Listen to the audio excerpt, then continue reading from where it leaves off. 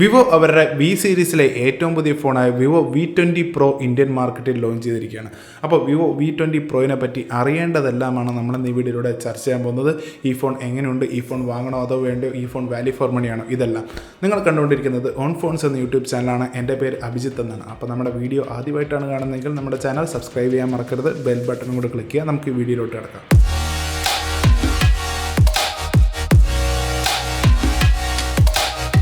ആദ്യം നമ്മൾ നോക്കാൻ പോകുന്നത് വിവോ V20 Proയുടെ ബിൽഡും ഡിസൈനും ഡിസ്പ്ലേയുമാണ്. ഡിസൈൻ നോക്കുകയാണെങ്കിൽ നമുക്ക് V20 Proയിൽ ലഭിക്കുന്നത് ഒരു സ്ലീക്ക് ഡിസൈനാണ്. നല്ല രീതിയിൽ സ്ലിം ആയിട്ടുള്ളൊരു ഡിസൈനാണ്. ബാക്ക് പാനൽ നോക്കുകയാണെങ്കിൽ നമുക്ക് നല്ല രീതിയിൽ കളർഫുൾ ആയിട്ടുള്ള ഒരു ബാക്ക് പാനാണ് നമുക്ക് ബാക്കിൽ ലഭിക്കുന്നത്. ബാക്കിലെ ഡിസൈൻ നോക്കുകയാണെങ്കിൽ നമുക്ക് ഈ സെഗ്മെൻറ്റിൽ അല്ലെങ്കിൽ ഇന്ത്യയിൽ തന്നെ ലഭിക്കാവുന്ന ഏറ്റവും കാണാൻ കൊള്ളാവുന്ന ഒരു ഫോൺ തന്നെയാണ് വിവോ V20 Pro എന്ന് പറയേണ്ടി വരും. ക്യാമറ അറയുടെ കാര്യം പറയുകയാണെങ്കിൽ നമുക്കൊരു ട്രിപ്പിൾ ക്യാമറ സെറ്റപ്പ് ബാക്കിൽ ലഭിക്കുന്നുണ്ട്. നമുക്ക് വിവോയിൽ നിന്നും കണ്ടത് പോലത്തെ ഒരു ഡിസൈൻ തന്നെയാണ് ഇതിൽ ലഭിക്കുന്നത്. നമ്മൾ ഇതേപോലത്തെ ഒരു ഡിസൈൻ നമ്മൾ Mi 10T Proയിലൊക്കെ കണ്ടിട്ടുണ്ടായിരുന്നു. ഒരു വലിയൊരു സെൻസർ, താഴെ 2 സെൻസർ, അങ്ങനെയുള്ള ഒരു ഡിസൈൻ. എന്നിരുന്നാലും ഒരു കിടിലം ഒരു ലുക്ക് തന്നെയാണ് ബാക്കിൽ ലഭിക്കുന്നത്. പക്ഷേ ഫ്രണ്ടിലോട്ട് വരികയാണെങ്കിൽ നമുക്ക് കുറച്ച് ഡിസപ്പോയിൻമെൻ്റ് ഉണ്ട്. കാരണം നമുക്ക് ഈ ഫോണിൽ ലഭിക്കുന്ന ഒരു നോച്ചാണ്. ഒരു വാട്ടർ ഡ്രോപ്പ് നോച്ച് കൂടെ അല്ല, നമുക്കിതിൽ ഒരു എന്താ പറയുക, ഒരു ബാത്ത് ടബ് നോച്ച് തന്നെയാണ് നമുക്ക് കിട്ടുന്നത്. ഇങ്ങനത്തെ ഒരു നോച്ച് ഈ അടുത്ത കാലത്ത് ഇറങ്ങിയ ഒരു ഫോണിൽ നമുക്ക് ലഭിച്ചിട്ടില്ല. എല്ലാത്തിലും വാട്ടർ ഡ്രോപ്പ് നോച്ച് ആയിരിക്കുകയാണ്. അപ്പോഴാണ് ഈ ഒരു പഴയ മോഡൽ ഒരു ഡിസൈൻ ഫ്രണ്ടിലോട്ട് കൊണ്ടുവന്നിരിക്കുന്നത്. അതുമാത്രമാണ് ഈ ഫോണിനെ പറ്റി ഒരു കുറവ് പറയാനുള്ളത് ഒരു ഡിസൈനിൻ്റെ കാര്യത്തിൽ.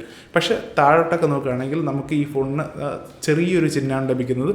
അതുകൊണ്ട് തന്നെ നമുക്ക് നല്ല രീതിയിൽ ഇമ്മേഴ്സീവ് ആയിട്ടുള്ളൊരു എക്സ്പീരിയൻസ് ലഭിക്കുന്നുണ്ട്.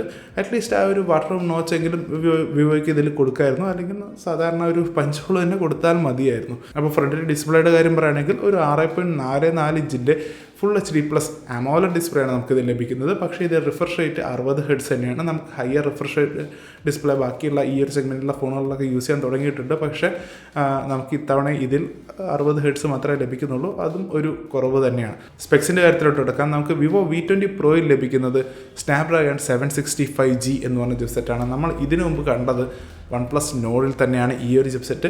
ഒരു 5G ചിപ്സെറ്റ് തന്നെയാണ്. ഈ ഒരു സെഗ്മെൻറ്റിൽ നമുക്ക് അത്യാവശ്യം പവർഫുൾ ആയിട്ടുള്ളൊരു ചിപ്സെറ്റ് തന്നെയാണ്. നമുക്ക് സാധാരണ ഒരു വിവോയുടെ ഫോണുകളിലൊക്കെ ലഭിക്കുന്ന പോലെ ഒരു സ്നാപ്ഡ്രാഗൺ 720Gയോ സ്നാപ്ഡ്രാഗൺ 675 അങ്ങനെയൊന്നും അല്ല ലഭിക്കുന്നത്. ചിപ്സെറ്റിൻ്റെ കാര്യത്തിലും നല്ല സ്ട്രോങ് ആയിട്ട് തന്നെ നിൽക്കുകയാണ് വിവോ V20 Pro എന്ന് പറഞ്ഞ ഫോൺ. ഒരൊറ്റ വേരിയൻ്റാണ് നമുക്ക് ഈ ഫോണിൽ അവൈലബിൾ ആയിട്ടുള്ളത്. 8GB 128GB internal സ്റ്റോറേജുള്ള single വേരിയൻ്റാണത്. അപ്പോൾ നമുക്ക് ക്യാമറയുടെ കാര്യത്തിലോട്ട് എടുക്കാം.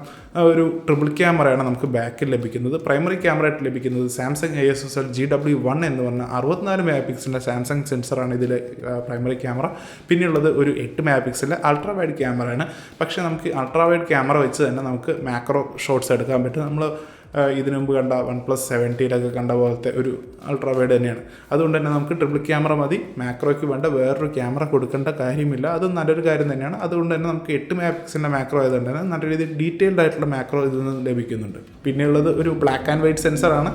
പറയുകയാണെങ്കിൽ നമുക്ക് ബ്ലാക്ക് ആൻഡ് വൈറ്റ് സെൻസർ വെറുതെ ഒരു സെൻസർ ഉപയോഗിക്കുന്നതിന് പകരം ഒരു ടെലിഫോട്ടോ ലെൻസും കൂടെ ഉപയോഗിക്കാമായിരുന്നു. എസ്പെഷ്യലി ഒരു ഫോട്ടോയ്ക്ക് വേണ്ടി അല്ലെങ്കിൽ ക്യാമറയ്ക്ക് വേണ്ടി നല്ല രീതിയിൽ ഇമ്പോർട്ടൻസ് ഉള്ളൊരു ഫോൺ ആയതുകൊണ്ട് തന്നെ. ഫ്രണ്ടിലോട്ട് വരികയാണെങ്കിൽ നമുക്കൊരു 44 മെഗാപിക്സലിൻ്റെ സാംസങ് ISOCELL GH1 എന്ന് പറഞ്ഞ സെൻസറാണ് ഇതിലെ selfie camera. Primary camera 44 megapixel. വിവോവിൻ്റെ സ്ഥിരമുള്ള ആ ഒരു ഫ്രണ്ടിലെ ക്യാമറയുടെ ഒരു ഇമ്പോർട്ടൻസ് ഇതിൽ നമുക്ക് ലഭിക്കുന്നുണ്ട്. പക്ഷേ ഒരു ഡുവൽ ക്യാമറയാണ് ലഭിക്കുന്നത്. അതുകൊണ്ടാണ് നമുക്ക് ഇങ്ങനത്തെ ഒരു നോച്ച് ലഭിക്കുന്നത്. ബാത്ത് നോച്ച്, വാട്ടർ ഡ്രോപ്പ് നോച്ചിലാണെങ്കിൽ നമുക്ക് ഒരൊറ്റ സിംഗിൾ ക്യാമറ വെക്കാൻ പറ്റുള്ളൂ.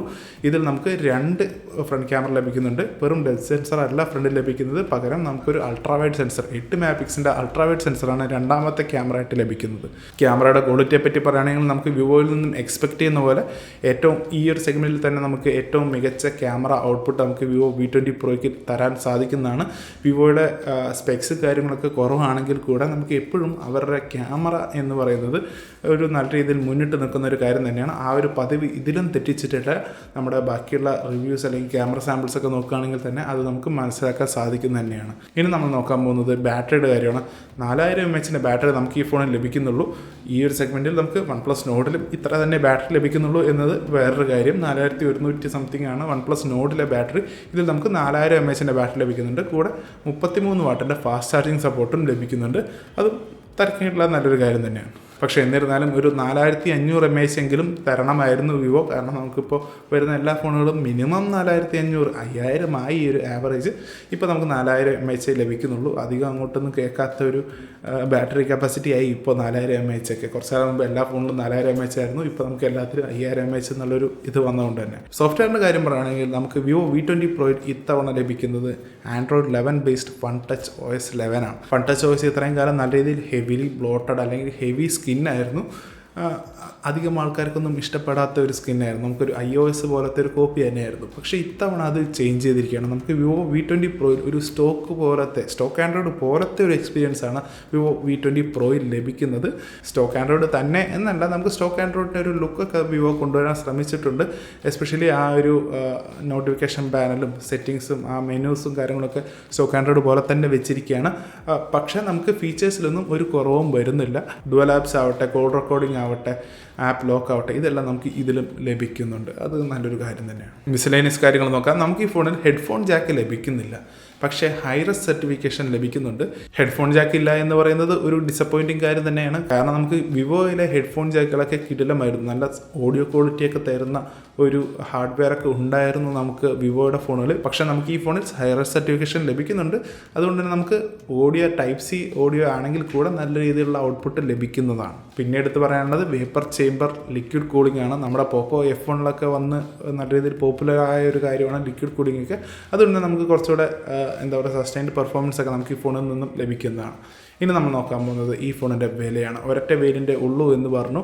29,990 രൂപയാണ് 8GB RAM 128GB ഇൻ്റർണൽ സ്റ്റോറേജുള്ള Vivo V20 Proയുടെ വില.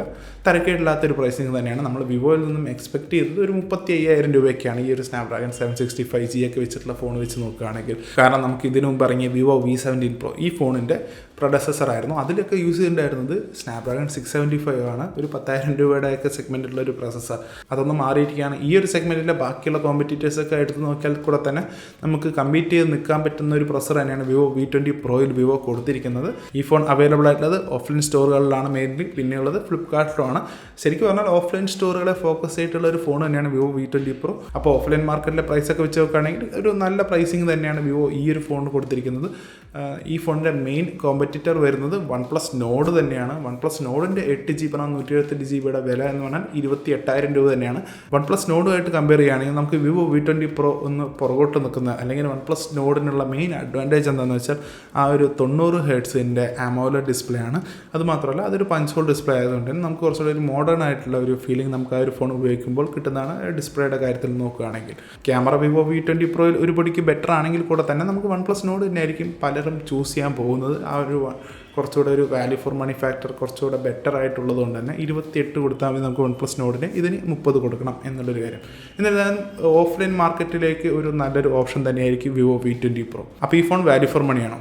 ഏറ്റവും most value for money phone ആണോ എന്ന് വെച്ചാൽ അല്ല. എന്നിരുന്നാലും തരക്കേടില്ലാത്തൊരു വാല്യൂ ഫോർ മണി ഫോൺ തന്നെയാണ് Vivo V20 Pro. ഈ ഫോൺ വാങ്ങണോ അതോ വേണ്ടയോ? നമുക്ക് ഓഫ്ലൈൻ മാർക്കറ്റിൽ നല്ല രീതിയിൽ ഓഫർ അല്ലെങ്കിൽ EMI ഒക്കെ കിട്ടുകയാണെങ്കിൽ, ബാക്കിയുള്ള ഫോണുകൾക്കൊന്നും അങ്ങനെ EMI കിട്ടാറില്ല. കാരണം നമുക്ക് ഓഫ്ലൈൻ കടകളിൽ ബജാജിൻ്റെ ഫിൻസർവൊക്കെ EMI കിട്ടുന്നത് വിവോ ഓപ്പോയുടെ ഫോണുകളൊക്കെ തന്നെയാണ്. അപ്പോൾ അങ്ങനെ കിട്ടുകയാണെങ്കിൽ നല്ല എടുക്കാൻ പറ്റിയ ഒരു ഫോൺ തന്നെയാണ് Vivo V20 Pro എന്ന് പറഞ്ഞ ഫോൺ. പിന്നെ ഈ ഫോണിൻ്റെ മെയിൻ അഡ്വാൻറ്റേജ് വരുന്നത് ക്യാമറ തന്നെയാണ്. ഈ ഒരു സെഗ്മെൻറ്റിൽ ലഭിക്കാവുന്ന ഏറ്റവും മികച്ച ക്യാമറ ഫോണുകളിൽ ഒരെണ്ണം തന്നെയാണ് Vivo V20 Pro. അപ്പോൾ അത്രേ ഉള്ളൂ നമ്മുടെ Vivo V20 Proയെ പറ്റിയുള്ള വീഡിയോ. ഈ വീഡിയോ എല്ലാവർക്കും ഇഷ്ടപ്പെട്ടു എന്ന് വിചാരിക്കുന്നു. ഇനിയും എന്തെങ്കിലും ഈ ഫോണിനെ പറ്റി അറിയാനോ എന്തെങ്കിലും ഡൗട്ട്സ് എന്തെങ്കിലും ഉണ്ടെങ്കിൽ താഴെ കമൻറ്റിൽ അറിയിക്കുക, നമ്മൾ റിപ്ലൈ ചെയ്യുന്നതായിരിക്കും. അപ്പോൾ എന്തായാലും നമ്മുടെ ചാനൽ ഇതുവരെ സബ്സ്ക്രൈബ് ചെയ്തിട്ടില്ലെങ്കിൽ ഇപ്പോൾ തന്നെ സബ്സ്ക്രൈബ് ചെയ്യുക, ബെൽ ബട്ടണും കൂടെ ക്ലിക്ക് ചെയ്യുക. അപ്പോൾ എന്തായാലും അടുത്ത വീഡിയോ കാണുന്നവരെ ഗുഡ് ബൈ.